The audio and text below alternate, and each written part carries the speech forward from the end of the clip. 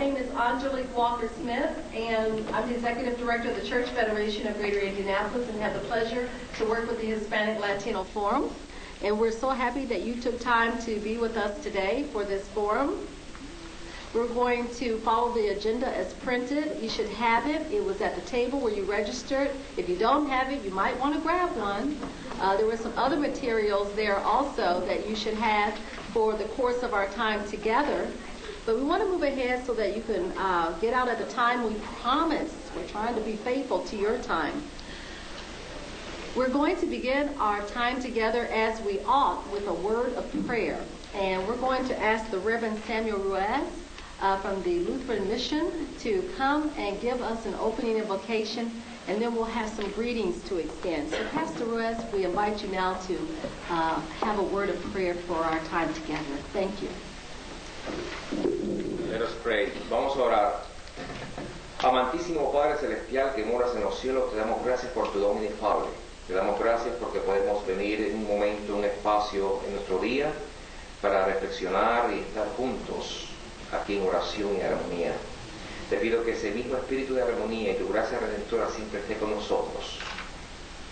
Heavenly Father, thank you for this opportunity that you give us to allow us to be here a time in the day to enjoy, the company of each other, and also to enjoy the fraternity, the fellowship among all the people here.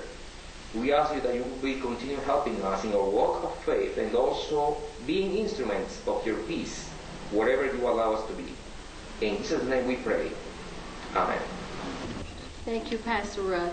And now, as you know, the Hispanic Latino Forum is a partnership between the Church Federation of Greater Indianapolis and this beautiful place, the Indianapolis Athletic Club. And we're so happy to welcome the General Manager of the Indianapolis Athletic Club, Mr. Tim Rowe. So Tim, would you please give us a greeting on behalf of the club? Absolutely. On behalf of the members, the board of directors, and management and staff, again, just like to welcome everyone here today, and thank you for taking a participatory role. We continue to explore the different issues facing the Hispanic community and how they are assimilating into Indianapolis. The Indianapolis Athletic Club is dedicated to helping, at least in our small way, if nothing else, of supporting facilities and offering an opportunity to have people come together to keep dialogue moving forward so that positive steps can be taken, whether they be enormous or small. The communication is what we've always strived for with the Urban Forum. As long as there's dialogue going on, that normally is fairly indicative of some amount of progress. And we hope that it bears fruit and the city can continue to grow in its diversity, and then that diversity will echo back with positive economic and other opportunities for everyone involved. So we thank you so much for being here. We hope that you'll think of the Indianapolis Athletic Club as an active partner in doing good things for our city and become an interested person in the athletic club as well, and consider becoming a member of our club. So thank you so much, and have a fantastic day. Thank you. Thank you so much, Tim. It's been wonderful to be in partnership with you over these past couple of years. We always meet here for our meetings. If any of you are interested in the advisory committee that meets once a month here at the club, you certainly are welcome to leave your name at the table with my assistant, Mrs. Carla Alvarez, at the table, and to let us know of your interest. This is a wonderful partnership, and as you may know, the Hispanic Latino Forum is committed to bridge building between the public sectors of our society, faith, government, business, and other organizations that are of a nonprofit nature in Greater Indianapolis. And so we thank you very much, Tim, for your hospitality, you and the board that you serve. We now are going to receive a brief greeting from Reverend Ruiz on behalf of the Hispanic Latino Forum and the Church Federation of Greater Indianapolis. Pastor Ruiz, could you say a few words about that as a greeting?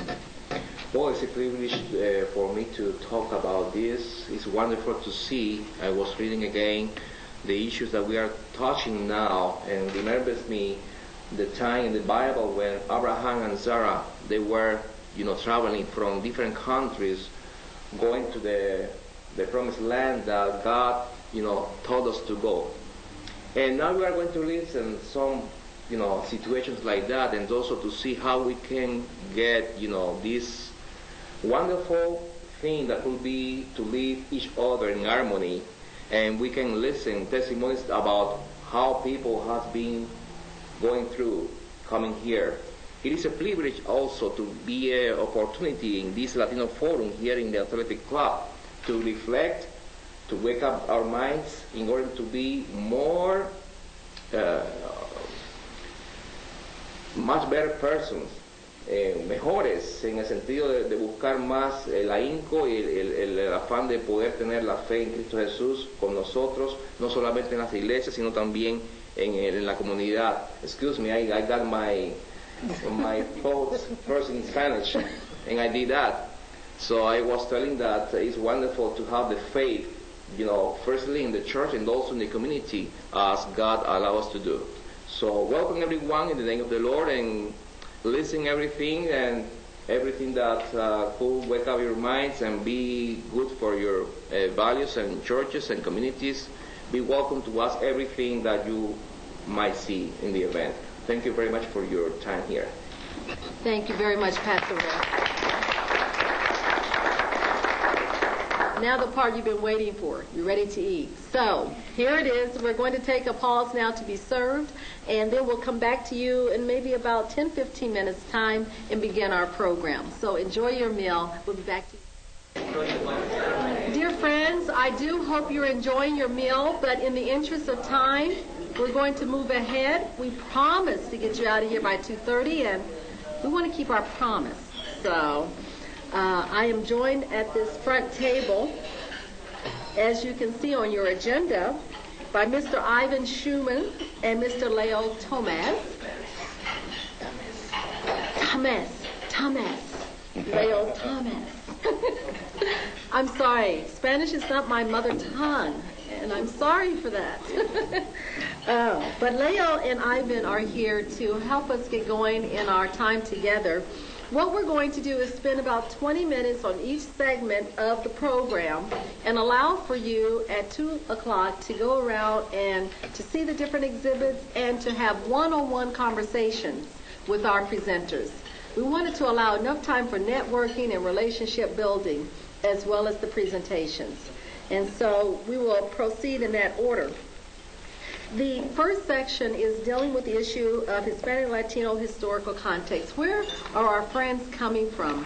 And what are some of the issues facing them when they are preparing to leave while in their homes? Sometimes I think there's a misunderstanding or diverted understanding of the homes where our friends come from.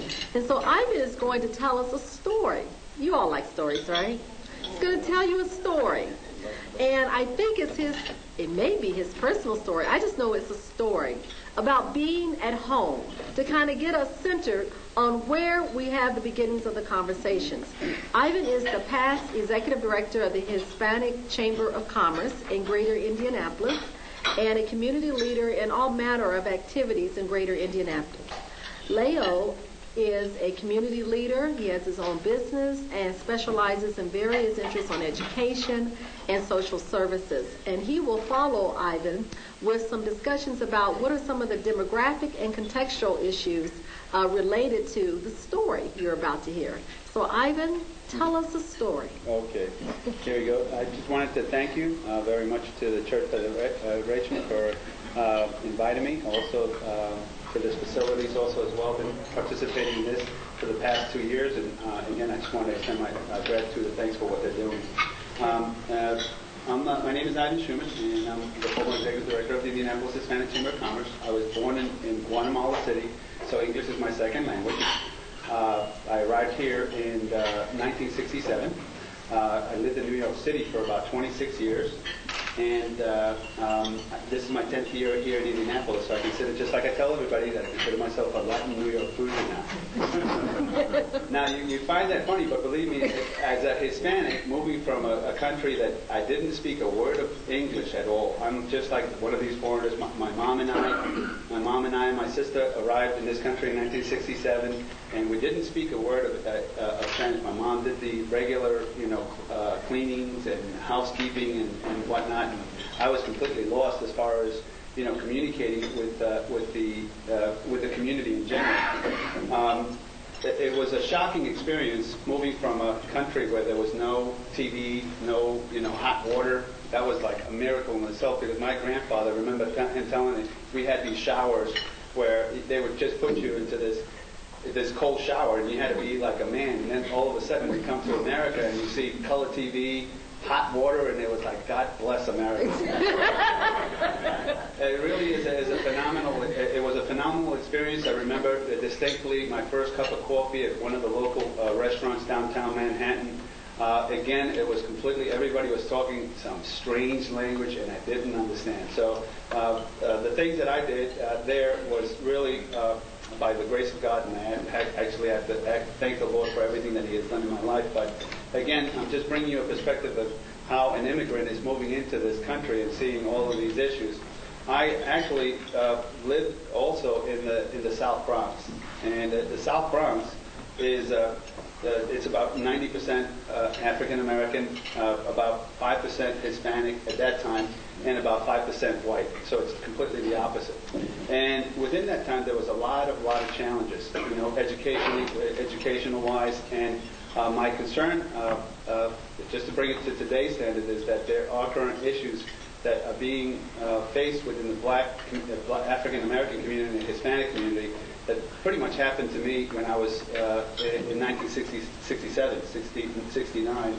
And again, those are the things that we really need to focus on in today's, because I lived through it, I experienced it, and believe me, as somebody that has not been there, you're not going to like when Indianapolis changed. Right now, Indianapolis has experienced a large growth within the Hispanic community. According to the census 2000, it has grown 289%. We met with Pat Pritchard at one of the local United Way meetings, where he told us that by the year 2014, that's not too far away from here, we'll have 52% of the IPS population will be Hispanic. And we have one of the highest dropout rates right now also as well, and also gang groups that are also moving locally into this area. For myself, the school was a very big challenge, based on the fact that I got left back the first year that I got here because I didn't speak any English. The second year, because of a lot of fights in this predominantly black neighborhood, I got left back again. That was twice, and it was a real struggle for me to learn something when there was no safety around me. One of the things that I learned in New York City was self-defense. So one of the things that I learned to do also is because of the lack of safety, I joined a gang group. I carried knives. I had belts. We had gang fights after school, stuff like that, where there was major initiatives. And I learned the bad things there, but by the grace of God, through His saving grace, I learned a lot of good things. And I'm happy that there were people there that were standing in line, helping me understand a little bit of what's happening, not only to myself, but also to the culture in general. Pretty much from what I have seen is that there are areas of opportunity here in Indianapolis. The Hispanic community is going to bring a lot of new culture into mingling. I am of German descent. My last name is Schumann, so there is going to be a big mixture of different denominations and different groups coming to Indianapolis, and it's happening now. Leo is going to be sharing some of the information that is happening as far as the changes. And I have collected some geographical information. Like, for instance, in Shelbyville, the percentage of growth within the Hispanic community has increased by 321%. Hamilton, 302. So I'm really, really concerned as far as the initiatives that we're not taking in order to address the needs for the young Hispanic kids.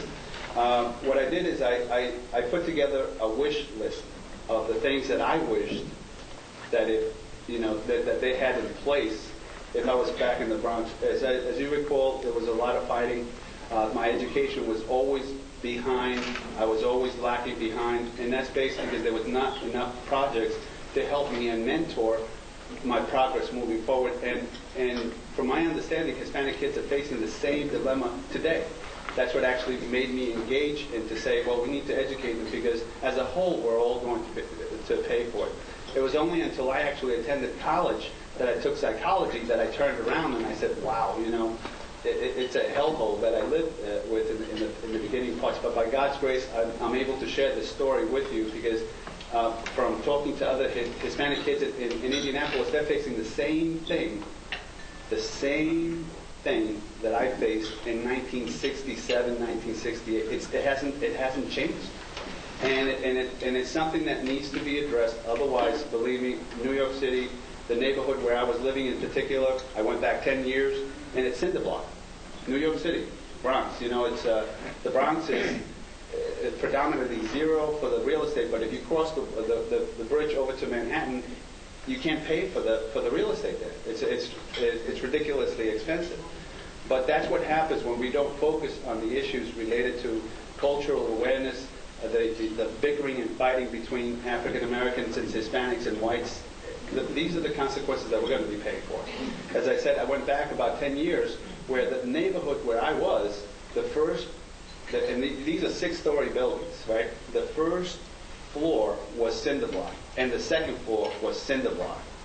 There was about maybe 3 or 4 abandoned, 1 burnt car there, and it shocked me because there was people living in that neighborhood at one point, in the city, living in that neighborhood, and again, because of the lack of or personal agendas, things were not being addressed. Things, from my understanding, since Giuliani took over, there was a lot of changes being made, but it went at an expense of millions and millions and millions and millions of dollars.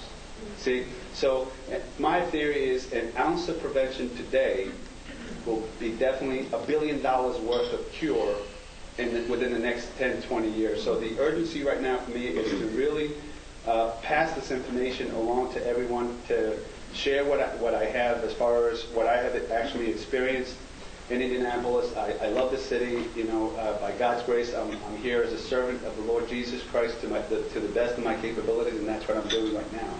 But again, from my observation, I see these roots coming up and not enough people in place to start addressing some of these issues. And if we really just push it aside, this is not going to disappear. It's not going to go away. Hispanics are here, and it goes right across the board. We need these people to do the mundane jobs that nobody else wants to do, right? And if we decided to get rid of everybody right now, it would be literally impossible. When I spoke to government officials, it's a bigger problem than just a quick resolution. See?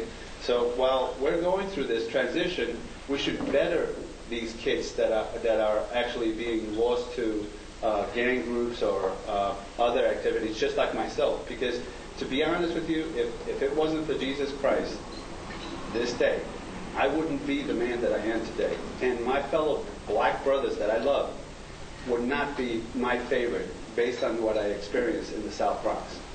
See, so one of the things that I'm telling you is that hatred, the seeds that are planted in young kids, will go as high as their adulthood and then inseminate it into their own children. See what I'm saying? So those are the things that I would suggest look at to really focus and address, because hatred, violence, all of that stuff is this total destruction. And I have seen it firsthand, and it's extremely expensive for the mayor to address, but at the same time, it's an opportunity for us to get really involved with the youth, to get a new chance and a new opportunity and make this city unlike New York City, unlike Chicago, unlike California. Be independent and say united in love and to my belief in God. One of the last things that I'm going to add is that I'm really wondering, because there's a separation between church and state in the school systems. Well, Hispanics, for me, the foundation of religion is allowed to go into all of these things. It's a foundation. So I would say that there's an opportunity there to really allow our beliefs, because I would say more than 90% of the population of the Hispanic community is of Christian descent. We're not violating anything by just saying we want to believe in this. This is what's going to correct us. And I passed this information to the police officers. I said, if you really want to change a person's life, you start from the inside out, not by putting 2 6-foot white, Anglo, black, African-American police officers to guard a man that can carry a gun and blow them away. You have to start from within this individual and then work your way out. Everybody's trying to resolve the issues from the outside, outside looking in. So I would definitely encourage that we really focus on the issues. And like I said, I would be more than happy to share anything that I have or know with you. I am currently working with a new program. I'm no longer the executive director of the chamber, and I'm working with a new program called Compañeros Educando Compañeros. That's peers educating peers. And the theory of all this is sex abstinence and drug abstinence from young kids. And we have this project that we're launching for the next 36 weeks. And if you would like more information, there's a booth in the back that has this information there. And what we're going to be doing is training young individuals so that they can be aware of the effects that the media has on them, what the culture, because they're in an environment that they don't understand, just like I was. I was completely oblivious of what was happening around me. And nobody came along my side and said, oh, let me explain to you the American culture. Let me explain to you why this is happening. Nobody came alongside of me. I actually had to go to college, take psychology, and then turn around and say, hey, if somebody would have been there, I might have had a better chance, and I might have achieved maybe even more to my personal beliefs. So in conclusion, I would say that we definitely need more participation, more mentors, more people to step up to the plate, specifically the African American community. I would say that it's enough going to Martin Luther King. We cannot revive this man from the dead anymore. We need new black leaders to come in and say, no, I'm going to do what is right.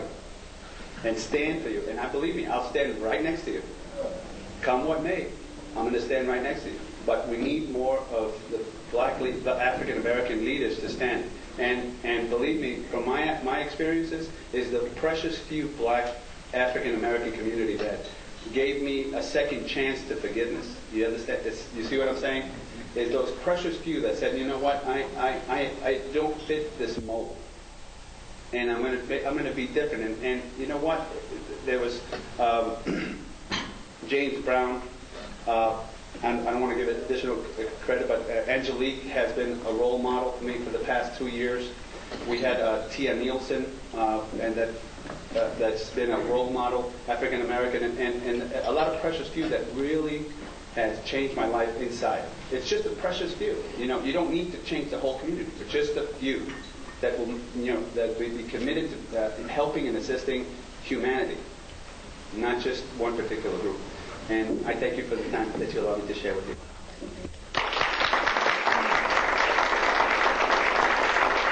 Thank you very much, Ivan. We now want to hear from Leo.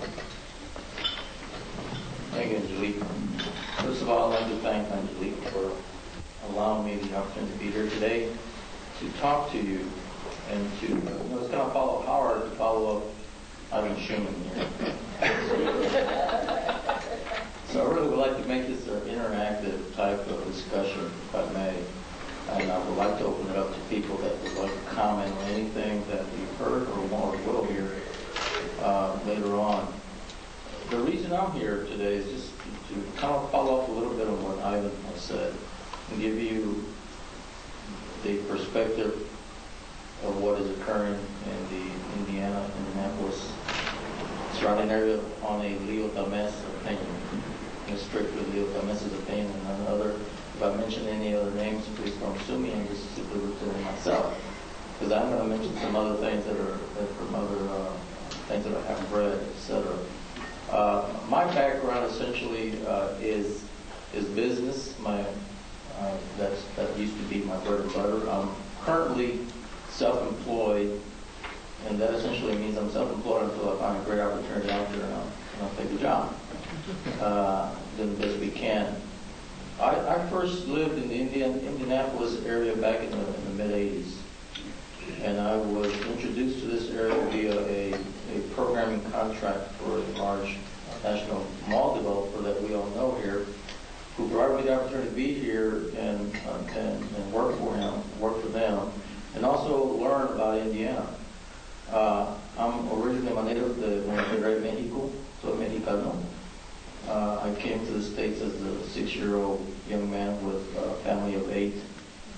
Packed all in 1950 Chevrolet, across the Laredo border, wondering where my dad was taking me.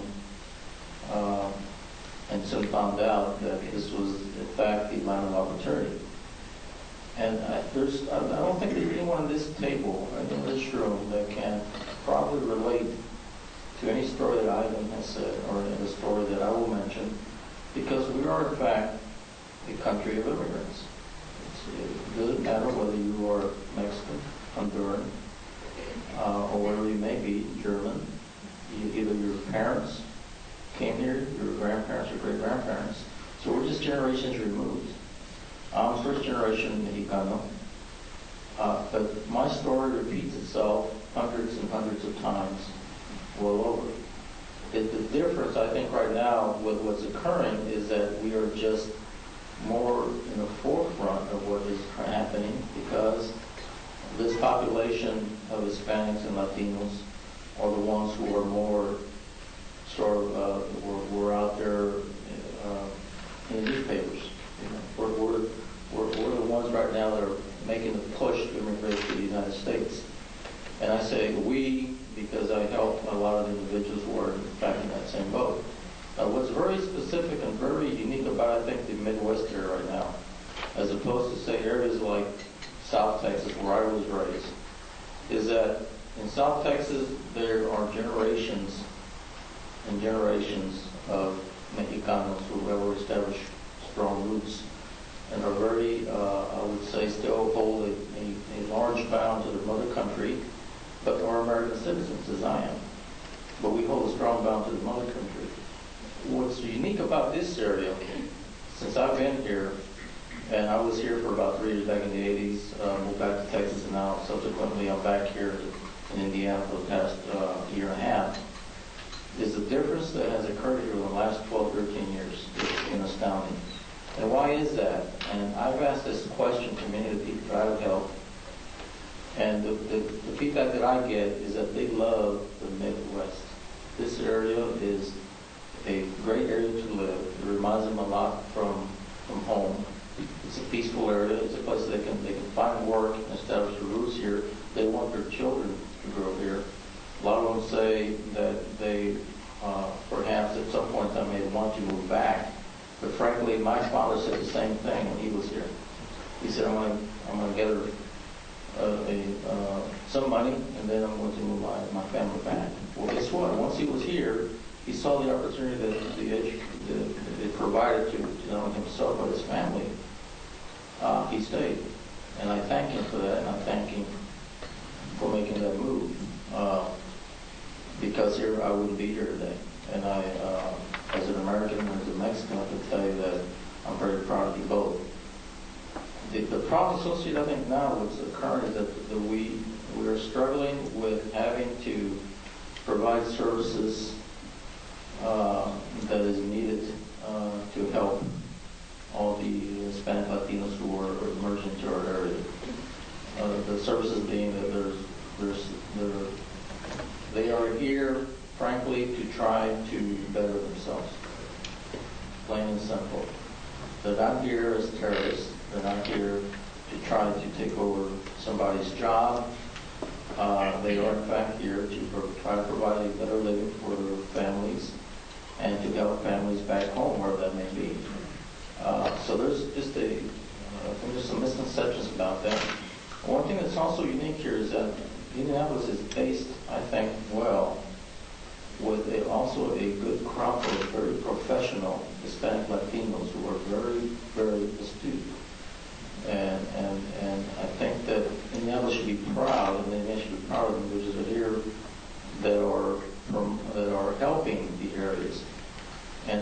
here right now that if it were not for the churches in this city, the services areas would really be in a problem. Because the churches in this city have really provided avenues for these individuals to provide ESL classes, to help out in food pantries, in health and medical types of clinics, and all volunteer. So if you work with the folks that are sitting here that are helping out, we were really being encouraged. The subject for a while, I'm kind of looking a little bit, but what I wanted to talk about just briefly is just some of the demographics in regards to what's happening in Indiana. And some of these statistics are picked up from, it was either the Census Bureau, something was done about in the year 2000. It was just a recent report that was really handed out, and there was a copy of it sitting in the front door that Angelique provided, that comes from the governor's office, and it's called Latinos in Indiana, Characteristics, Challenges, and Recommendations for Action. And this was a report done from the late Governor Banner's office, from the Indiana Commission on Hispanic Latino Affairs.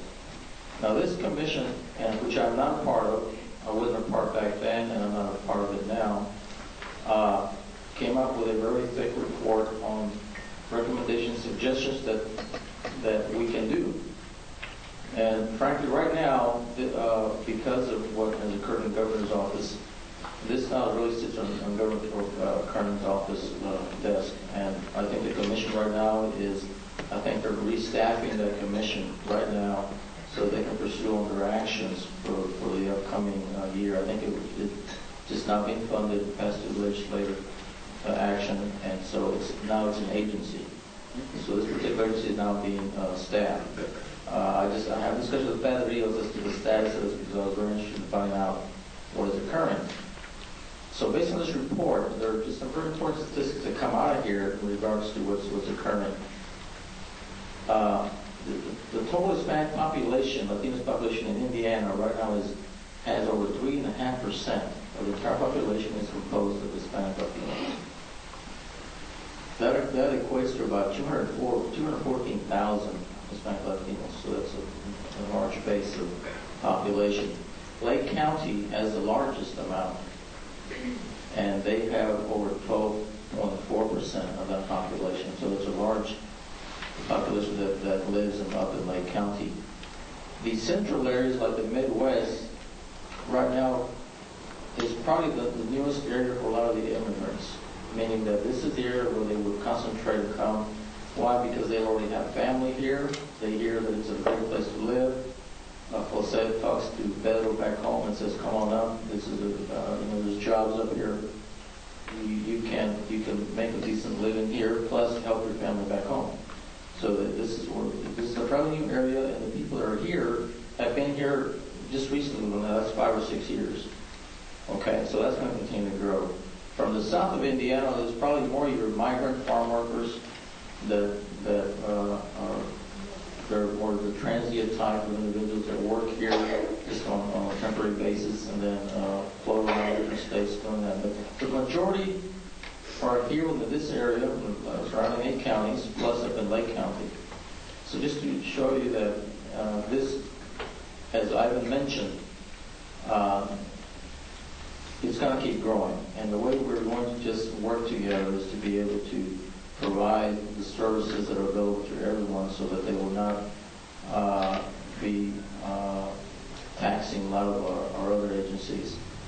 This particular commission was created in October 2000 by the Indiana Commission of Hispanic Latino Affairs. I encourage you, if you didn't pick a copy, to pick up a copy and read through this because it has some very valuable information in regards to the problem associated with how Latinos are being treated, how can we better try to accommodate this immigration population. And I don't mean by give-outs, I mean handouts. I mean just by providing the services required so that they can fit their needs and that we can become better citizens as Americans to provide that avenue for them. One in particular, I think, area is the health area. The health area is an area where the government's trying to concentrate a lot in trying to provide health to these individuals today because they have no insurance. And if they don't have no insurance, then guess what? People just become sicker and are thanks for hospital areas. So there's a lot of help that needs to be required in that area. Another area has to do with, and I heard a little discussion by Juan Matus from the Mexican consulate just recently, and it regards the matricula, which is the basis for identifying Mexican citizens. In that discussion, he mentioned that other Latino countries are pursuing the same thing as the Mexican government to be able to identify individuals for the country simply as a form of identification. To be able to, if they get stopped somewhere, they can say, here's my identification, this is who I am. They're not someone that is hiding their identity. And this only can help us tremendously because in one case, it was cited that an officer stopped a gentleman and he gave his name as Jose. The following week, the same guy got stopped and he offered his name as Pedro. And then the third time, he offered a different name. With the matricula, it offers the opportunity to identify the individual once, and he does not have to hide as to who he really is. And so that provides more an avenue of honesty, and it provides an avenue so that there is no secrets to who these individuals are who are living here in Indiana. So again, I just want to make it interactive. This is the comments that I want to make in regards to what what we call is around in the Midwest and what's really occurring in this area and none other than the Midwest, which is very phenomenal. So is anyone any comments or questions regarding this? We have time for maybe one or two questions, and then we need to move to the next presenters. Maybe one or two questions. Yes. Who was on the commission and helped put the report together? Pardon me? Who was on the commission? Yeah. There is I can't quote you names, but what I can tell you is that there's a mixture of business, political, and other leaders who are in the commission. And right now, I can't identify the actual names for. I got some of the old names here that Lee just gave me, but I think it's being restaffed right now. Pat Rios was the chairperson. There's Ruben Cavazos. He was a banker. Mary Lou Altman was, I think, here today with us. Mary was a member of that. Victoria Candelaria, Mija de Jesus Gonzalez, Rogelio Dominguez, Ricardo Gambetta, which is our mayor's Latino affairs person, Rosa Guerra. So there's a whole list of individuals here who, from talking to Pat Rios, had a mixture of both political affiliate and business, and then just other normal people. Yes, sir. Yeah, the material is very good. You gave the example of constant identity. Is there any other advantage other than my own personal opinion, which I give often to people who are against it? Mm-hmm. Is there anything else that you can... Well, one that I want to mention also is the obvious one about banking. It offers the opportunity for the individuals to open up bank accounts so that they won't have money in cash. It really, when you think about it, this is just another avenue for the economy of the United States to grow. I don't like many people question that, but the truth of the matter is that the U.S. economy only grows with these individuals that are here. And there's just, I don't find there's few arguments against it, but they want the economy to grow, the economy is going to keep growing based on it. Some people are philosophically against it, but I think that other than what you said in that type of argument, an advantage for them. Someone says, I don't like that idea. Well, sure. How would you like some consistency? It's a good argument. I'm just looking for more. If you look at the amount of money that Hispanic sent, I believe for 2001, they sent over $10 billion and straight. And I have actually had the privilege of actually speaking to bankers and asked them, basically pretty much Hispanics have mattressed bank accounts, not being invested, not being used, not being funneled and filtered through the system. $10 billion. And that was from that year, and I know that it has grown tremendously to this day. money that can be actually financed and washed over and over again. And really, if we don't give them an opportunity to start learning how to do this, because if you ask the bankers and you speak to them and you say, what are Hispanics doing with the banks now that they have this opportunity to save their money? Well, that's what I've been hearing from them is that they're doing nothing. And that's because of lack of knowledge on how to use it. Thank you. Very good. Where do we get the knowledge to pass on to the Spanish-speaking community that we run into? Like, we deal with truck drivers. Right. Okay. But that will help the economy of the country if we're able to give them An opportunity. Information on how to do things in their own language. I think that it's an untapped resources, and I think even if we had Luis Barodi, when we did the initiative originally with the chamber, he increased about 130%. He was one of the top new checking accounts in the state of Indiana. Margarita Galloso, I have the pleasure of actually getting to know her. She's at Information and Referral Networking Services. She, in turn, told me that within her first year, you can quote me correctly, that you increased in the amount of phone calls to over 400%. Over 400% of the calls so we're desperately looking for information and opportunities and avenues. The same thing that I've been hearing within the school system, speaking to the teachers. And we see these Hispanics that are oblivious, they don't know what to do, but once you give them the information, they're gone. You see? So that's, as Americans, these are our future generation.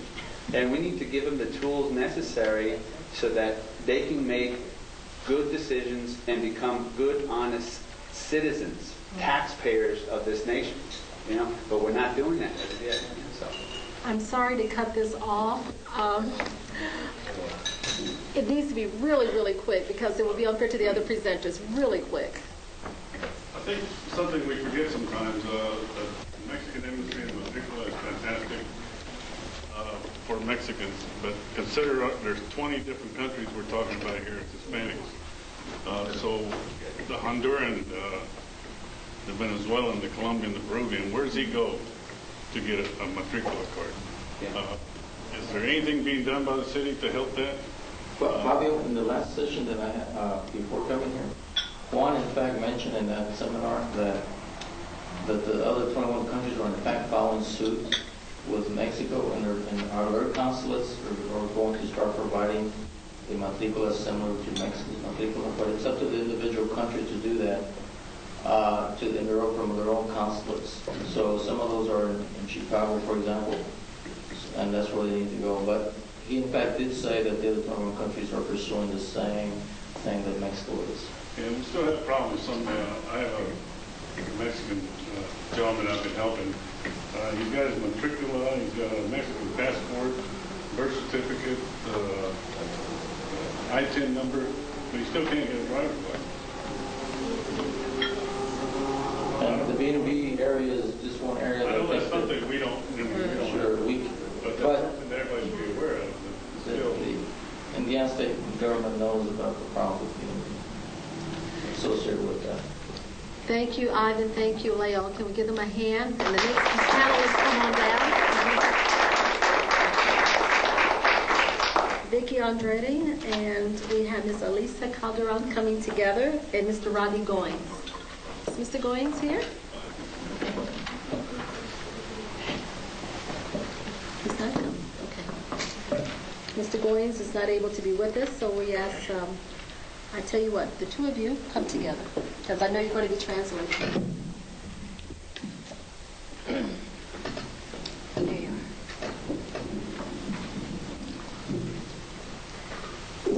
Your program identifies where our presenters come from. Ms. Vicki Andrade comes from the Neighborhood Christian Legal Clinic, and Ms. Elisa Calderon is with the Hispanic Clergy Association. Her husband is here, Reverend Calderon, who is the leader of the Hispanic Clergy Association. We're so glad you're here, Reverend Calderon, and being a supporter of the forum.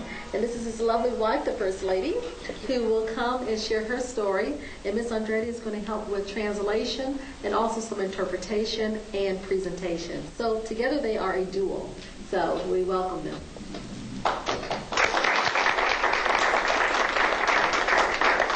gracias. Muy buenas tardes. Thank you very much. Good afternoon. Gracias, Angelique, por permitirnos estar acá Thanks, Angelique, for allowing us to be here. y por la atención de cada uno de ustedes. Muchas gracias también. Attention, thank you very much in advance. Antes de comenzar, yo quiero leer un verso de la palabra Before I start, allow me to read a scriptural passage. y quiero leerlo en Génesis 1:27 It comes from Genesis 1:27. y dice así la palabra, dice, y creó Dios al hombre So God created man a su imagen y a imagen de Dios in his own image, in the image of God. lo creó. He created him. Varón y hembra los creó. Male and female, he created them. Antes de comenzar a exponer mi testimonio, Before I share my testimony to you, no podemos nosotros pasar en alto que todos los que estamos acá, we cannot ignore that all of us that are here, no importa si eres alto, si eres you blanco, are tall, white, si eres piel morena, dark. la palabra de Dios nos dice en Génesis 1:27 que Dios God says in Genesis nos creó. 1:27 that God created us.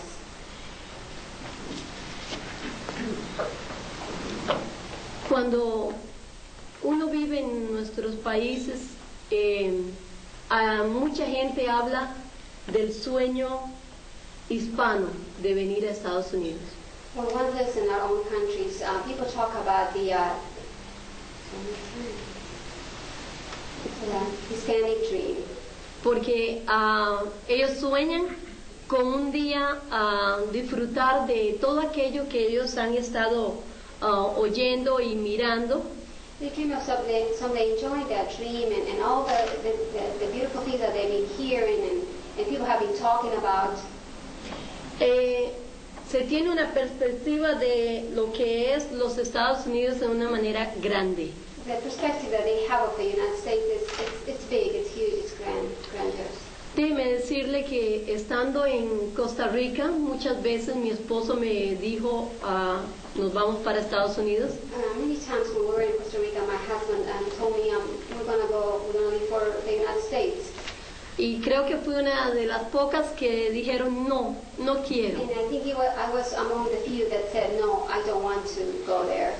Mi temor más grande era el frío y el calor, My greatest fear was the weather. It was hot and the cold. ya que Dios ha bendecido a Costa Rica con un clima excelente. Because God has blessed Costa Rica with a wonderful climate.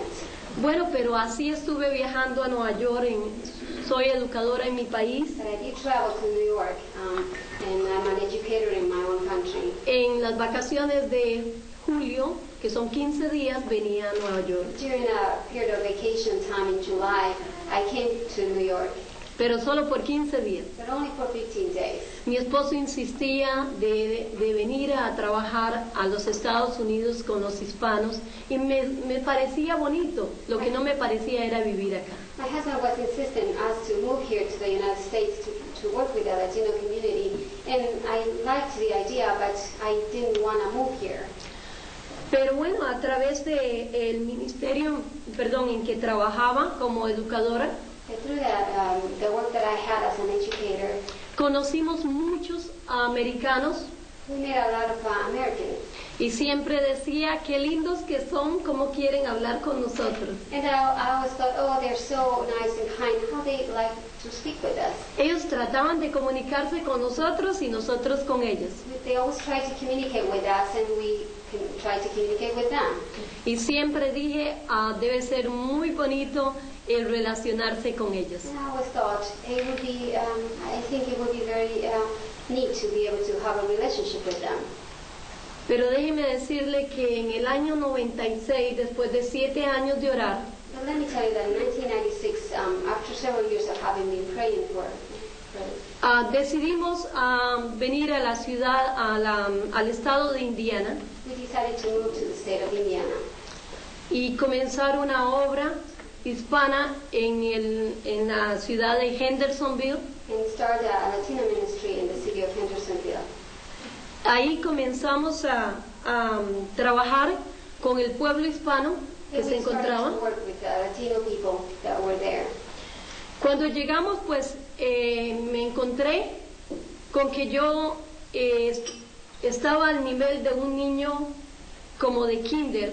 When we first arrived, I realized that my level had come down to a kindergarten level of a person. Porque desconocía cómo escribir el inglés, cómo hablarlo, Because I didn't know how to write English, how to speak English, entender qué decían. understand what people were saying around me. Fueron momentos muy difíciles en mi vida. Very difficult times in my life. No podía entender cómo sobrepasar como educadora aquello que me estaba sucediendo, no poder comunicar. I couldn't understand how to overcome what I was going through as an educator. I couldn't understand what was happening.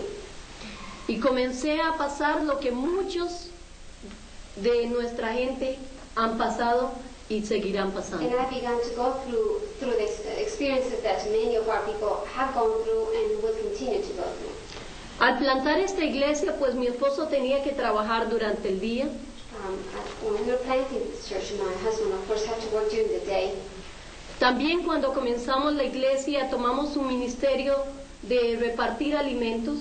We also take charge of distributing food when we started the church. Y por lo tanto me tocaba que hacerlo a mí mientras mi esposo trabajaba. Therefore, I had to do that while my husband was at work. Tenía 3 meses para tomar la licencia de este país. I had 3 months to get my state driver's license. Pues entonces inmediatamente comencé a aplicar para llenar los papeles. I immediately began to do the applications that I needed to do. ¿Cómo pasé el examen?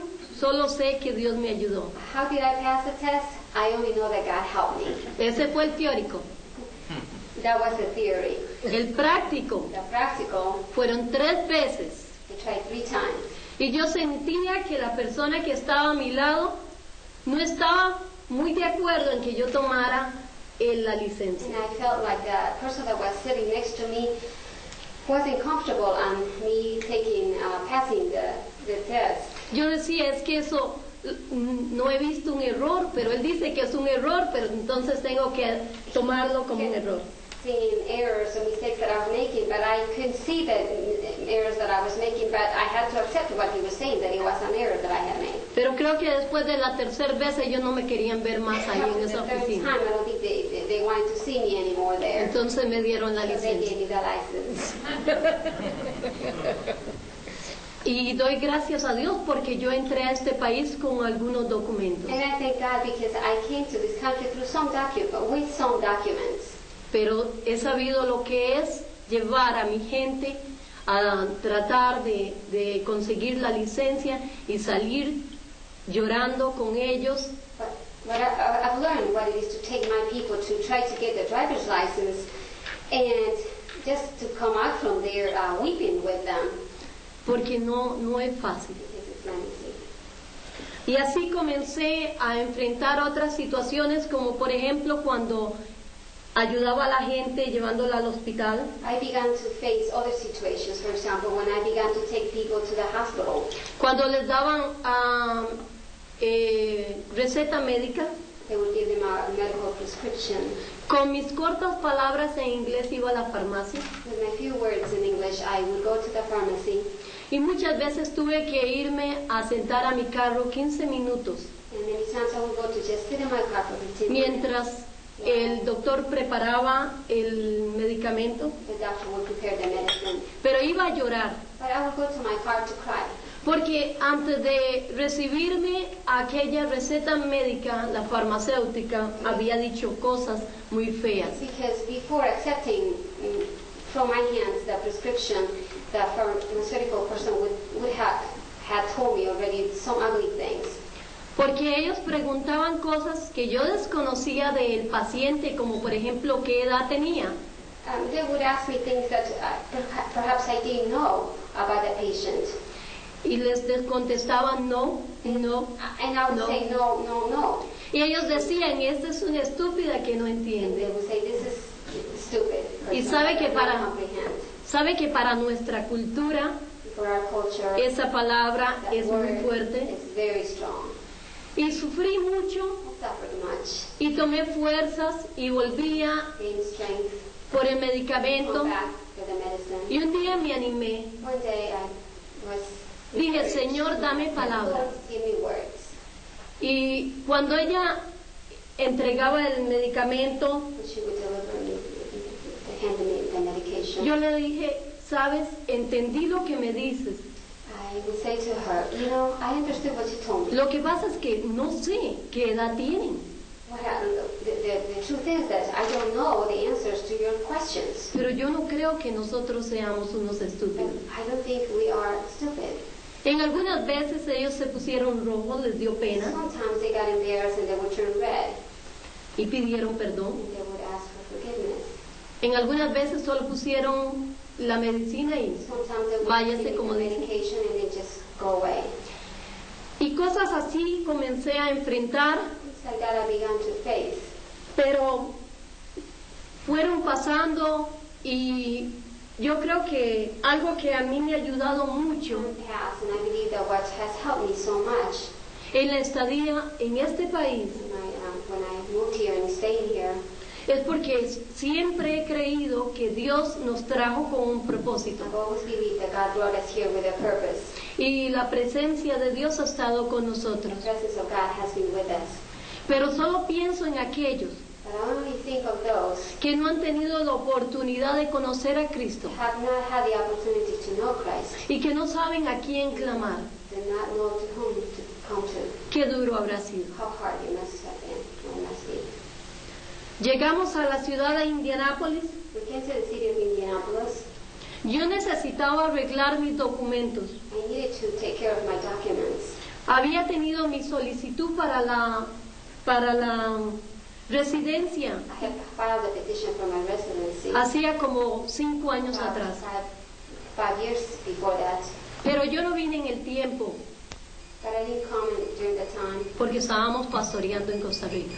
that I needed because we were pastoring a church in Costa Rica. Pues entonces para tramitar estos papeles vimos a un trabajador social. Therefore, to continue the process of this paper, we searched for a social worker. Esta persona, antes de llenar nuestra aplicación, That person, before he filed some more paperwork, comenzó a decirle a mi esposo que por qué yo no había aprendido el idioma antes de venir a este país. began to tell my husband that how come I had not learned English before I came to this country. Y él dijo todas las horroridades que se puede decir. He said all kinds of ugly things that you can say. Esa reunión tomó 2 horas. That meeting took 2 hours.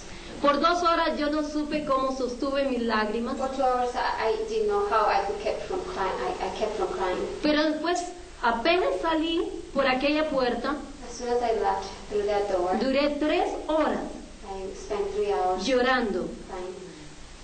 solo imaginándome cómo un ser humano Just imagining how a human being puede destruir a otro ser humano another human being al cual Dios ha creado. whom God created. La misma mano de Dios. The same hand of God. Hemos sido hechos a su imagen. We've been made all in His image. Pero bueno, la vida continúa. Life continues. Los documentos nunca sirvieron para nada. The documents never served for anything. Tuvimos que hacer nueva We aplicación. had to reapply. Lo hicimos por nosotros mismos. We did it ourselves. Pedimos algunas ayudas, We asked for some coaching, pero no nos atrevimos a regresar but we didn't dare to go back a un trabajador to the social social. worker. Y enviamos documentos y todo salió, gracias al Señor. We processed the documents ourselves. We sent them to the right department, and everything came through. Pero si hubiéramos hecho caso a esta persona, But if we would have listened to that person, no solamente hubiera dañado nuestra autoestima, not only our self-esteem and self-worth would have been, sino que no hubiéramos podido hacer el trabajo que Dios nos ha permitido hacer. but we would have not been able to do the work that God has called us to do. Estuviéramos quizás en nuestro país ya. We would be perhaps in our country. Y de esta manera nuestra gente In this way, our people, nos encontramos con muchas cosas. we come across a lot of things. Yo no quiero decir que el pueblo hispano es totalmente gente excelente. I don't want to say that all the Latino population are excellent, Porque en toda la cultura vamos a encontrar de todo nivel. but because in every culture we're going to find all kinds of people. Pero para el extranjero But for the foreigner, es más difícil. it is much harder.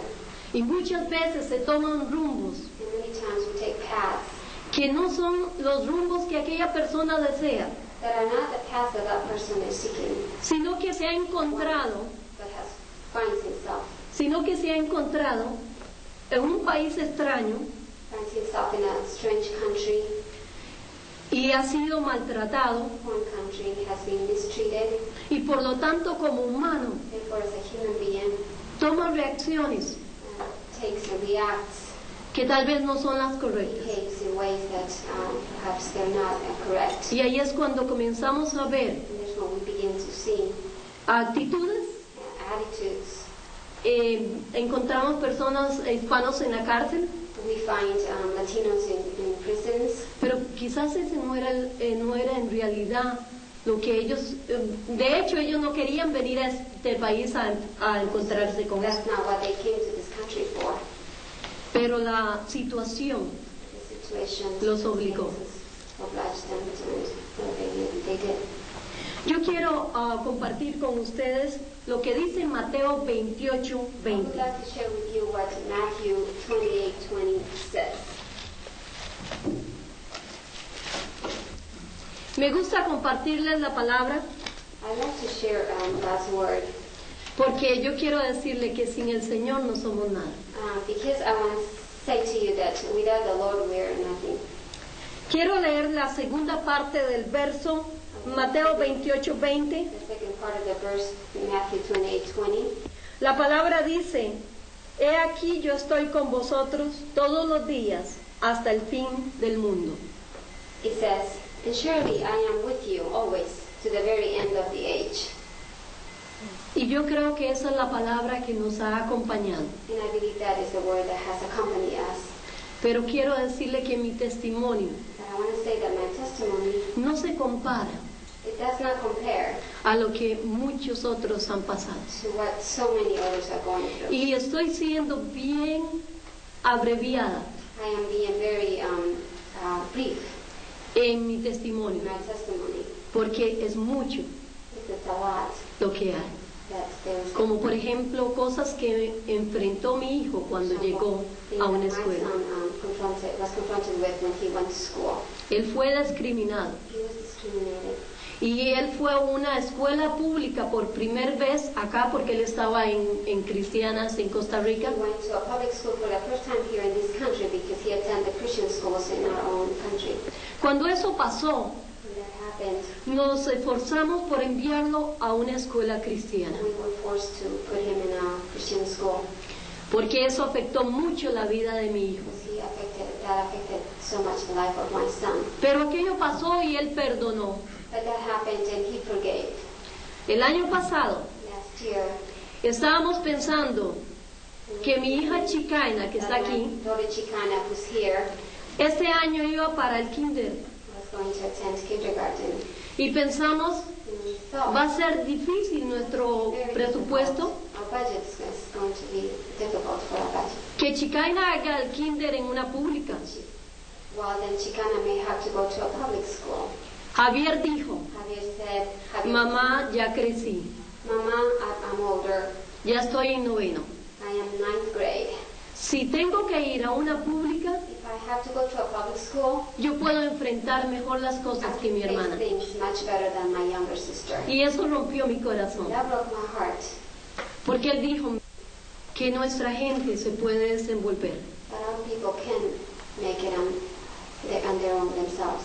Hace casi 2 años About two years ago, tuvimos una reunión con el doctor Ware. we had a meeting with Dr. Ware, Él es el presidente de Crossroads Bible College. Crossroads Bible College here in town. Y hablamos de las oportunidades si ellos tenían oportunidades para para los hispanos, si habría alguna apertura ahí para los And we hispanos. spoke of the possible opportunities that he may have in his school for the Latino community. Y a él le interesó mucho. He became very interested. Él siempre dice que ha estado en su corazón ayudar a todas las culturas. He said that it's always been in his heart to give a hand to all the cultures. Y ese día yo les puse en mi corazón que también yo quisiera estudiar. And I told him that day that I also wanted to continue to study, Pero que mi inglés but that my English, ni en escritura, ni en lectura, ni hablándolo era bueno. reading or speaking was good. Pero él me dijo, ¿y por qué no vienes a escuchar las lecciones? Yo te doy la oportunidad. So maybe just come and listen to the lectures and I'll give you an opportunity. Bueno, yo brincaba, I was jumping, aunque no fue delante de él. even though it wasn't in front of Porque him. ha sido mi deseo It's always been my desire siempre prepararme lo mejor que yo pueda. to prepare myself as much as I can. Comencé a ir. I began to go there. A las 2 semanas de estar ahí, After 2 weeks of having been there, mi profesor me dijo, the professor said, tú puedes tomarlas por crédito, yo te ayudo. you can take the classes and earn credit. I'll help you. Y yo doy gracias al doctor Mike Smith. Mike Smith, Él ha sido un profesor excelente. an excellent professor, Él me ha ayudado montones. taught me tremendously. Mis exámenes puedo desarrollar una parte en español. I can do my test parts in Spanish. Y él dice, no se preocupe, yo busco quien me ayude a Don't worry, I'll look for someone to translate. Y ha sido una bendición en mi vida. And a blessing in my life. Yo creo que nosotros, I think that we, el pueblo hispano que está aquí, Latino people that are here, puede tener también la oportunidad, can also have the opportunity si nos la dan. if we're given. Yo creo que podemos demostrar We can demonstrate. que podemos hacer más We can do much more. que limpiar pisos, That's just clean lavar floors, servicios sanitarios, toilets, trabajar en el campo. work in the fields. Pero necesitamos esa oportunidad. We need that opportunity. Esta universidad, este colegio, Dr. Ware, tiene un reglamento muy estricto. it has a very strict requirements. Y él pasó por encima de aquello. He went above that. Y él me permitió. He allowed me. Y doy gracias a Dios que después de eso ya he pasado 3 semestres en ese That lugar. I've already been there studying 3 semesters. Por cierto, hoy tengo un examen. Today, by the way, I have a test. Pero mi profesor ha sido muy consciente, les puse, Has been very aware and understanding. y él me dijo, lo haces mañana. He said you could do it tomorrow. Yo doy gracias a Dios, no solo por esa institución, Not only because of that sino institution, por muchas but instituciones many other institutions que han dado la oportunidad al hispano. have given an opportunity to the Latino. Yo solo quiero decirles, I just want to tell you, no queremos ser una we carga, don't want to be a burden. no queremos ser una We carga, don't want to be a burden. solo permítanos Just allow us desarrollarnos to develop en el ourselves medio de ustedes and within your society. y se van a dar cuenta And you'll see que podemos lograr that más we can achieve much more de lo que ustedes han visto. that you have seen. Solamente necesitamos saber que ustedes confían un poquito You can trust en a nosotros. little bit in us. Yo quiero dar las gracias I want to thank a Vicky Vicky por traducirme for interpreting for me, y a ustedes por la paciencia for you for the patience de estar escuchando of listening, español e inglés. Spanish and English. Gracias, Thank you. gracias.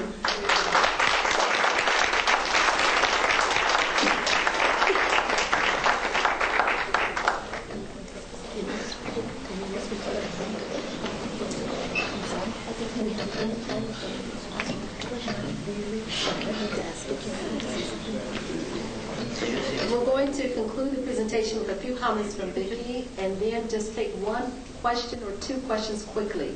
Yes, please, Vicki.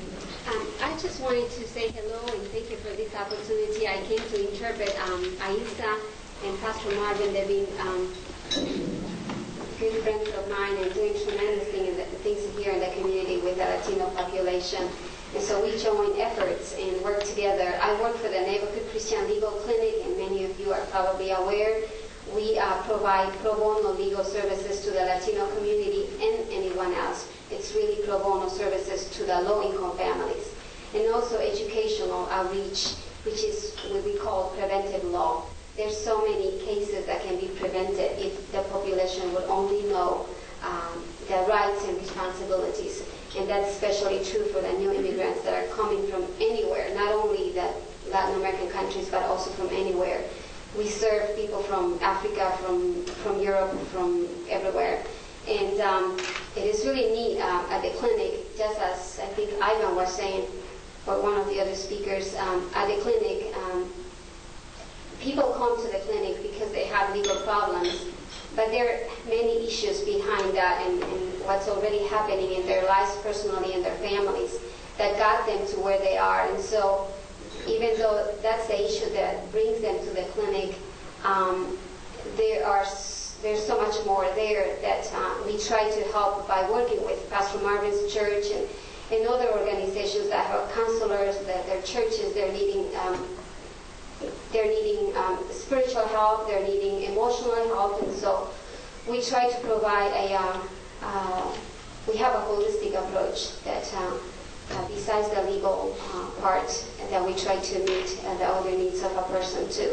So thank you so much, and if God lays in your hearts to support the organizations that are nonprofit and are struggling to provide these incredible services, well, come and talk to us, and we can serve even more people if we have more staff. Thank you. Thank you very much. We have just two very quick questions, Dr. Murray and then Catherine. I have one question that is of a particular concern to the African American community, and that has to do with the long-range vision of the Latino Hispanic community. And the question is, as you're working to build up and strengthen your community, do you see that as an opportunity to develop and simply strengthen the Hispanic community, or do you see your goal one whereby you will enter into a more diverse community and be a part of the larger community as a whole? Because African Americans faced the same question during the 60s. Did we want to go with segregation, or did we want to enter integration? I think those two questions are still on the table, particularly for the Hispanic and the Latino community.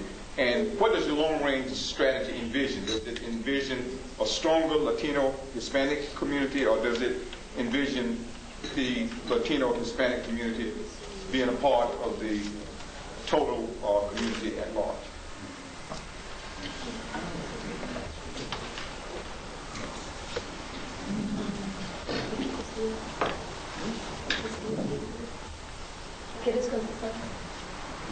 Well, I think our vision is not segregation, it's to be integrated into the community. We're seeing that because the relationship with the Anglo and the Afro-Americans, there's some barriers in there, but I think we're working on that. That's our goal, to work on those barriers in order to be integrated in the community, to be the actual part of the community in different neighborhoods. We have Hispanic people live in different neighborhoods, not only downtown.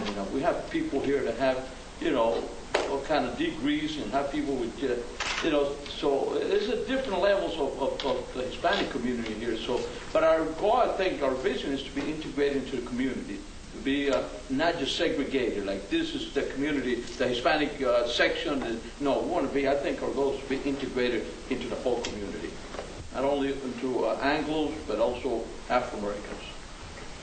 Thank you, Pastor Calderon. I saw Catherine. That's right. I just want to say thank you very much for speaking to us, for being here, and for persevering to stay under very difficult conditions. There are people here who are willing to help. And need to know what is most needed and what we can do best. Thank you, Catherine. Pastor Rossi, I see your hand? No. Okay. Well, we want to thank Vicki and we want to thank Ms. Calderon. Can we give them a hand again?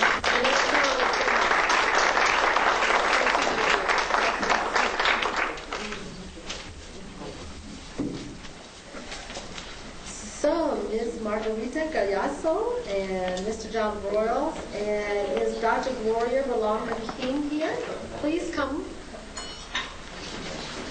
We're happy to have you. Just take a seat wherever there's a mic.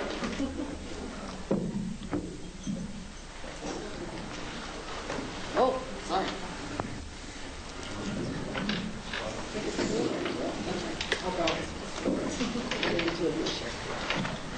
We're going to invite our friends to speak. Of course, it's going to have to be brief, but I'm sure they can do that and do it very well. They're going to tell you more about our resources and what steps we can take as a community to be more responsive to the types of stories that you've heard today and to the kinds of realities that we're facing today and in our future. So we invite them to say a few words about that, and then our exhibitors will come for just a quick few seconds to say a little bit about who they are and what they have offered for us today. We start with Ms. Gallazo and then Mr. Broyles, and then Ms. Dr. Gloria Berlanga King. I just want to thank you for the opportunity of being here today. Yes, I'm going to be very brief. When I was hearing all these stories, many ideas crossed my mind. And as she was talking about her experiences and all what she's gone through, I was thinking about what education means to all of us. One of my main things, and I remember this from my dad, he used to tell us that without education we won't go anywhere. And he didn't speak that much English, and my English is not perfect. But he will say, if you learn English, you're going to go wherever you want to. And let me be very honest with you, I never thought and I never wanted to live in the United States. He lived here for a few years, and the times I visited him, and when I heard like news and people going through all the situations that we face or that Latinos face, made me not want to come and live in this country. So I shouldn't have said that I will never live here because I'm here now, and there is a reason and a purpose for me to be here. There is a lot of resources. There is a lot of help for people, for Hispanics, for non-Hispanics, for immigrants from everywhere. We are here today for Hispanics. And I will say that if we all want to do something for the community, we have to start thinking about educating them, and not only learning the language, but about the system. There is things that we can do back in our country that we cannot do here, or things that are okay back there that are not well seen here or not accepted.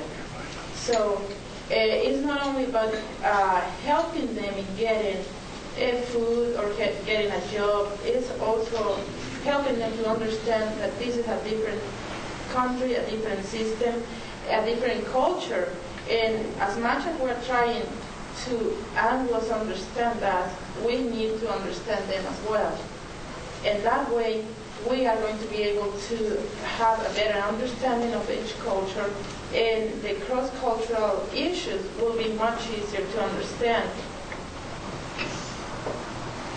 I was 7 years old when my dad asked me what I wanted to do for a career. And I remember telling him, I want to learn English.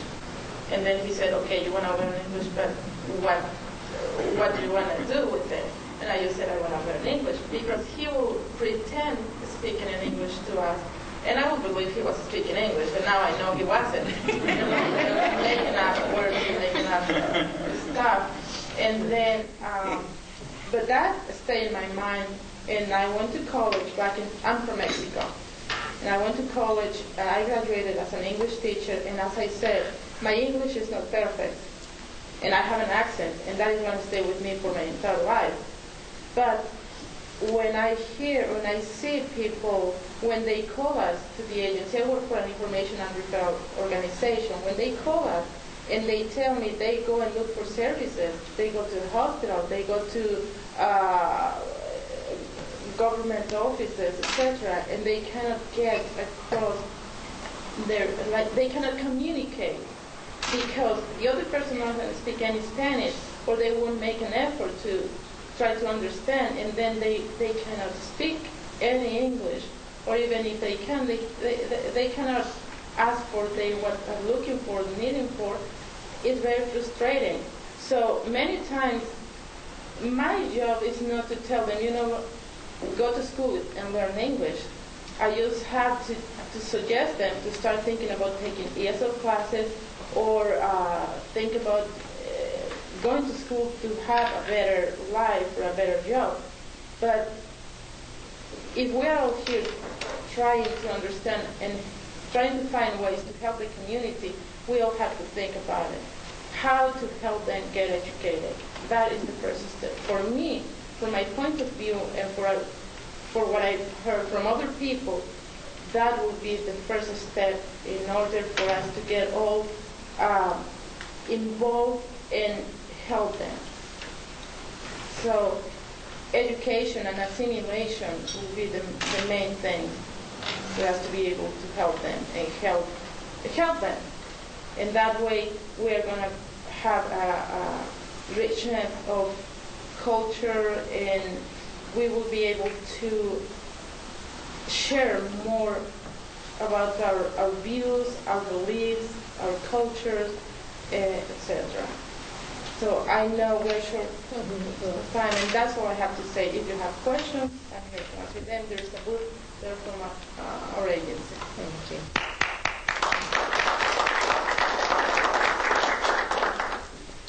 Hi, my name is John Broyles, and I'm an immigration attorney here in town.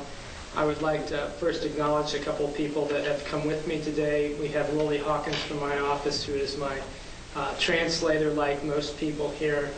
I'm also an English as a second language student. I grew up in Kentucky, and so I can sympathize with some of what people have said. I also would like to thank some of my co-presenters who have presented before me, Mr. Ivan Schumann, who I've enjoyed working with in the past, and his invaluable work on the Indianapolis Hispanic Chamber of Commerce and addressing some of the issues that I'm going to point out in my talk.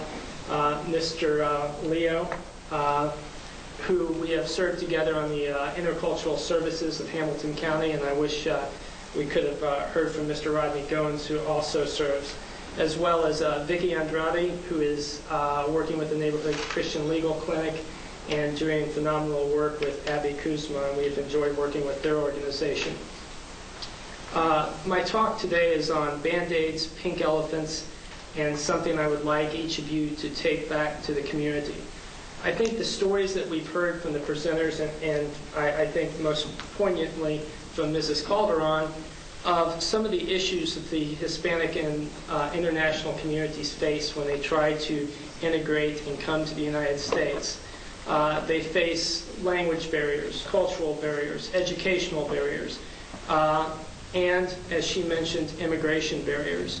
There are many in this room, and probably many in the community that we encounter every day, that really don't understand the plight that foreign-born persons have to go through in order to legally immigrate to this country. It's not an easy process. It's not a process that they always meet with friendly folks. Our folks at some of the services and agencies that they have to deal with are understaffed, overburdened, and they're doing a very difficult job under very trying circumstances. Particularly since 9/11, they're facing new pressures and new responsibilities, and I think we need to sympathize with those individuals. A lot of what comes out into the community that we face are, well, who are all of these people here and how can we help them? Not to diminish what is being done, but a lot of the solutions that I see proposed often are what I call Band-Aids. They aren't going to solve the underlying problem that many of the people face, but they're immensely important. For instance, the gentleman who stood up and asked the question of the person who has a matricular ID, a passport, a ITIN number, and all of these other documents that have been issued, but he can't get a driver's license. You know, just enabling that gentleman to be able to get a driver's license is going to help, but I think that that's a Band-Aid solution because it still doesn't address the underlying problem that gentleman probably faces. He's probably facing the fact that he is here illegally, that he is not an authorized visitor or resident to the United States. And as a result, enabling him to get a driver's license is only going to be a short-term remedy to a difficult problem that he faces. Enabling him to get a job and get authorized employment is only going to be a short-term solution. And that leads me to the pink elephant that I would like to introduce everybody to if they haven't already seen it in our communities. The pink elephant is that there are over 8.5 million, the last estimate, and that is growing, illegal aliens in the United States. They're here working, trying to support their families, and trying to better their lives, as we have all heard. The important thing is to learn how each of us can help, one, acknowledge the pink elephant, and what can we do to help that person integrate and assimilate to our society. In the last 10 years, many of you may not know, there have only been 3 opportunities for somebody who entered the country illegally to legalize their status. If you added those periods of time during those 3 periods of time together, it comes up to about 9 months to a year. Those were the only times that somebody has had the opportunity who entered the country illegally to try to legalize their status. That occurred in 1994, 1998, and 2001. What also coincided with those periods of time, those brief 4-month periods of windows of opportunity, that we welcomed these citizens to try to adjust their status and become lawful permanent members of our society, was it was presidential election years. The law that enables somebody to do that, because of our immigration laws, are complex, oftentimes very difficult sometimes to understand.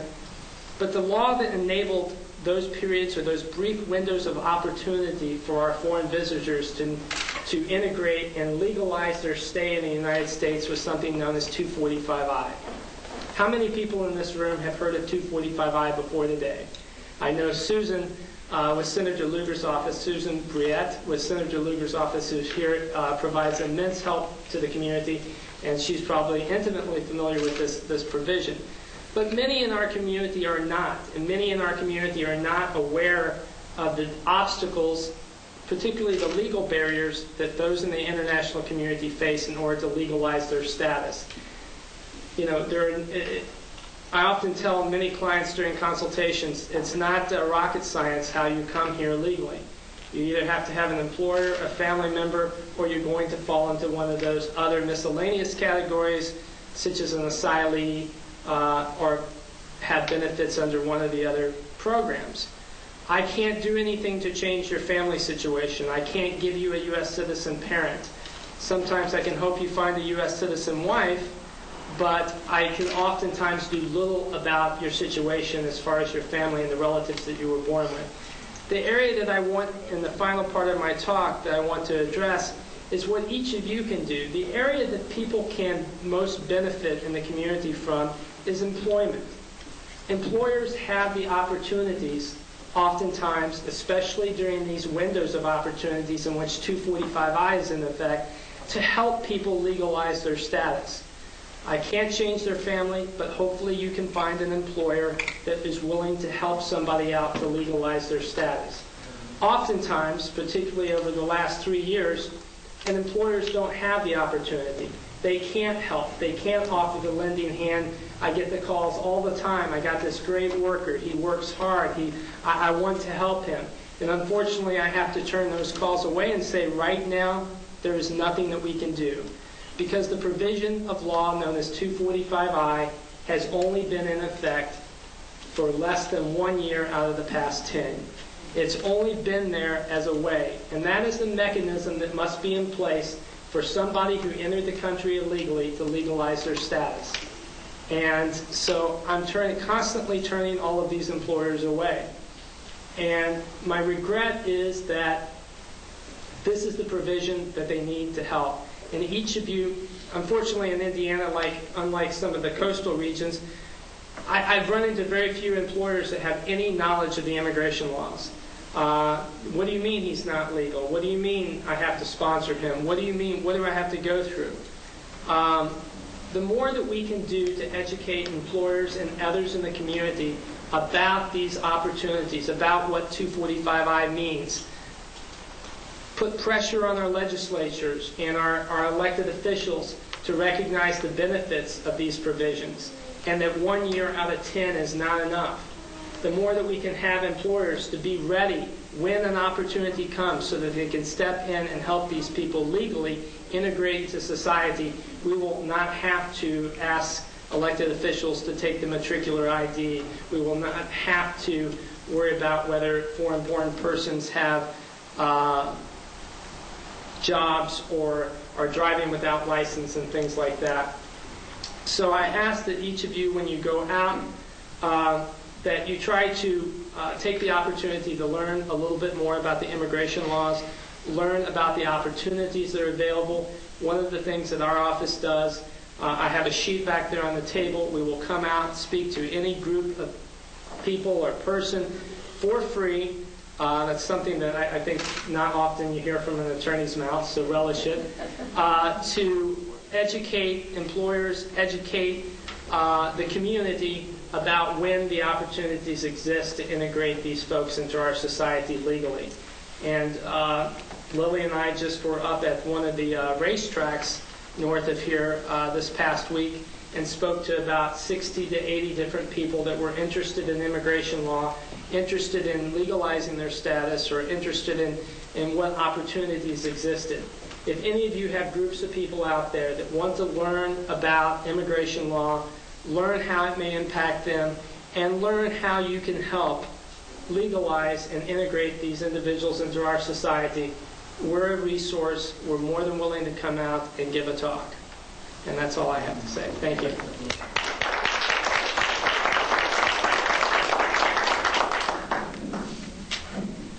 Well, what do we do now that the newcomers are here?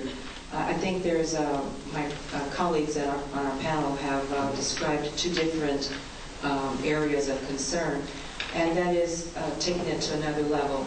Now that they're here, they do need to be educated. They do need to know about a variety of things. They do need to know the law. But do they have to go through discriminatory acts while they're here? You know, it's, all the stories that have been told today just go back down to that issue. And they don't have to be mistreated. They don't have to be, you know, talked down to just because they are not documented, or even if they are documented. So it happens in a lot of cultures. It happens in a lot of different things. But just hearing the stories that I've heard today and experiencing things as well, and then just hearing things from even the school system, just receiving a call the other day that an IPS high school is not treating the young people the way they should be treated, or even encouraged to go forward in their education. And I suspect that the superintendent would not like to know that information that's happening in his own school. So those kinds of things that we're not aware of, the day-to-day things that the youth experience, that the adults experience, but the stories are out there. I think the one thing that you could probably just keep in mind is that everyone needs to be treated with respect. Everyone needs to be treated as an individual with human rights. We all have needs, and they're not that unsimilar. They're very, very similar in nature. Every one of us has the same kinds of needs that the newcomers have, that our forefathers have had, and you know, just going back into history. So there is one thing that we can do is just try to treat each other the way we would want to be treated, and I think that's one of the main things to keep in mind. So what is the next step? I think it's just helping them to feel that now that you're here, how can I help you to make it more comfortable? I'm not the INS. I can't say to you, well, you're here undocumented, so you really don't have the right to be here, so I'm not going to help you, and that's that. But, on the other hand, you just have to do what you can. Refer them to an area that you may not be able to provide the service, but the Hispanic Education Center provides education opportunities. The Hispanic Center provides a lot of referrals to social services, as well as free pediatric health clinic, as well as a WIC clinic, which is for women, infant, and children. We offer mental health services that have somewhat of a sliding scale. And there's just a number of opportunities that we can refer people to and help them to at least feel comfortable with their situation. They're already in a fear factor. There's already the fear factor of just being here in the situation and the way that they are. So why make it worse for them? Just try to help the newcomers and each other to just try to do the best that we can to try to make the community a better place to live. And then encourage them to go to citizenship classes, learn about the law through free workshops that are offered by Mr. Boyles and his organization, or just those kinds of things, especially in the healthcare. You can refer them to there's a number of different health projects throughout the community where preventive education to help in preventing health concerns can take place. So that kind of thing. I just think that that's really what it's all about, is just trying to make our community a pleasant place to live. And if we are unhappy because newcomers are here, then we're creating a problem for ourselves more so than for them. But I think just to keep that in mind and just do the right thing.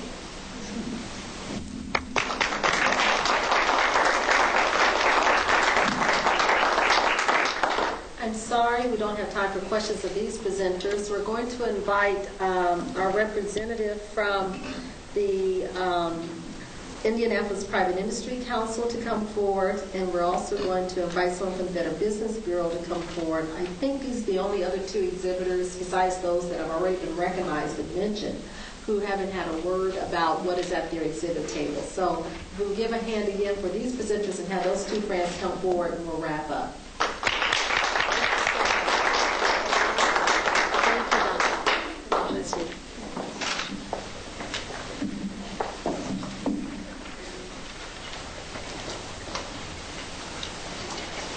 Is someone here from Community Action Center of Indianapolis also? Could you please come quickly, and we'll have just a brief word from each one for about 30 seconds about what your table offers, and then we'll use our remaining time for people to circulate at the tables and to do some networking.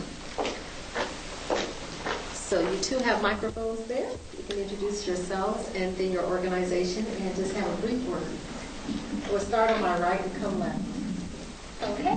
My name is Kim Sutter, and I'm with Better Business Bureau. And what we have to offer is kind of along the lines of the theme here, which is education. A lot of people, when they think of the Better Business Bureau, they think of us as processing complaints, which we do. We use those complaints, though, to develop reports. So if we see a pattern of complaints, or if there are complaints that go unanswered, that goes on a company's report. So if you want to do business with a company, we really strongly suggest you contact our office first, get a company report. You can see what type of track record they have before you do business with them. We gave out over 600,000 reports last year alone. We had 800,000 instances of service, which means general advice reports. So if we have pamphlets on how to buy used cars, things to look for in that respect. We have things on credit, and let's see, employment agencies, and I think we have one other brochure. All are in Spanish, those brochures that I just mentioned. And we now do have someone in our office that speaks Spanish, which is Angel sitting over at the table over there. He's a welcome addition to our office, and so now you have the option when you call in for a company report, you can press the Spanish option, and Angel will be there to speak with you. And pretty soon we should have our website up and running where you can get Spanish reports on our website as well. Hi, my name is Michelle Studi, and I'm here with the Indianapolis Private Industry Council, or IPIC. We have been around for about 20 years. We serve as the City of Indianapolis' workforce development agent, And we've had several community meetings throughout the summer, so I see some familiar faces here today, as we've launched an initiative called Partnership Win, which is workforce development for Indianapolis neighborhoods. And we have lots of great information back there, both in Spanish and English. It talks about all of the resources available at the Work One centers located throughout Marion County. There are 7 sites now, and we like to think of those not in terms of the old days when they called them the unemployment offices, but we like to think of them as employment resource centers. And someone can walk in from just right off the street without an appointment and receive assistance with resume writing, interview tips, job search, and a whole host of other activities. I know we're short on time, so just pick up some information in the back. Thank you. Yes, my name is Jennifer Cobb, and I represent Community Action of Greater Indianapolis. We service counties Hendricks, Hamilton, Boone, and Marion County. For our clients who meet a certain poverty guideline, we are most popular for our energy assistance program, which we help people pay their utility bills, gas, and light. We also have a department called Weatherization, where we provide free furnaces as well as caulking, etc., to make the homes warmer during the winter and cooler during the summer, thereby reducing their utility bills. I personally work in a department called CHORES, which means Community Health Outreach Educational Services. What I do is that I go out and I disseminate information about our program, as well as I give presentations on various illnesses such as asthma, diabetes, HIV, STDs. I personally like to say that I am a person of jack of all trades, because I like to help people even who do not meet our poverty guidelines. You name it. If you have a problem, you name it, I do my best to try to help. Finally, I am collecting business cards that might help my clients that I service. I do a wide range of things, and I guess that's about it.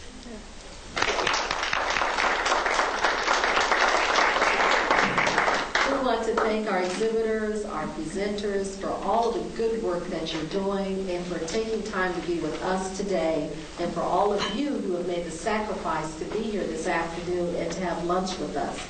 It is now my pleasure to bring Dr. Murray to the front. He's a member of our Hispanic Latino Forum, and he's going to give us a benediction. We want to let you know the Hispanic Latino Forum, again, continues to do its work, and we're always welcoming new advisory committee members. And you should have the phone number on the flyer that announced this event, 926-5371.